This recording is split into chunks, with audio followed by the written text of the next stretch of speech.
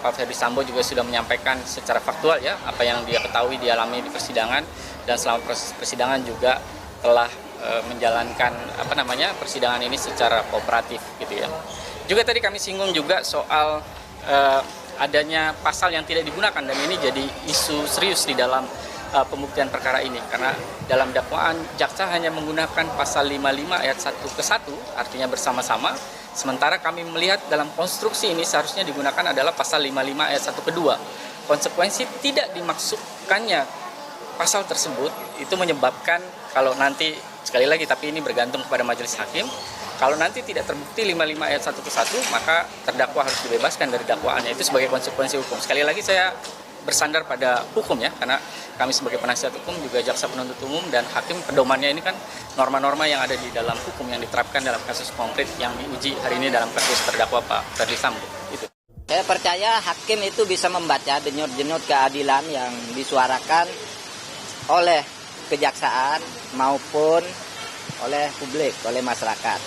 Jadi kita juga tidak boleh a priori menyatakan kejaksaan salah.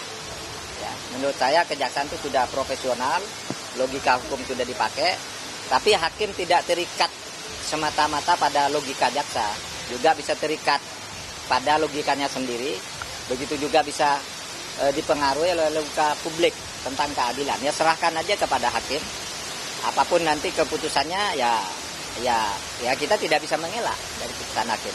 Tapi kalau selama pantauan saya terhadap jalannya sidang ini, hakimnya cukup profesional, jaksanya juga, pengacaranya juga, sehingga masyarakat tinggal menunggu sekarang mana yang oleh hakim putusan yang dianggap adil.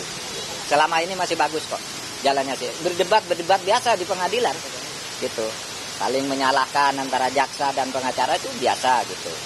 Nanti kan hakim juga, ilmunya hakim tuh banyak. Hakim tuh punya pengalaman debat-debat kayak gitu tuh sudah makanan sehari-hari, sehingga dia tidak akan terpengaruh oleh tipuan-tipuan perdebatan yang faktanya tidak bisa dipertanggungjawabkan. Dan saksi Richard Eliezer Budiang Lumiu dan saudara Ferdi Sambo bertugas menembak korban Nofriansah Yosua Huta Barat. Fakta tersebut diperoleh dari keterangan saksi Ricky Rizal Wibowo, saksi Kuat Ma'ruf, dan saksi Richard Eliezer Budiang Lumiu. Sehingga dengan demikian, dalil dari terdakwa Putri Candrawati patut untuk dikesampingkan. Penuntut umum hanya berdasarkan pada fakta hukum yang menunjukkan terdakwa Putri Candrawati adalah salah satu pelaku pembunuhan berencana. Meskipun terdakwa Putri Candrawati tidak memahami atau pura-pura tidak memahami apa itu pembunuhan berencana.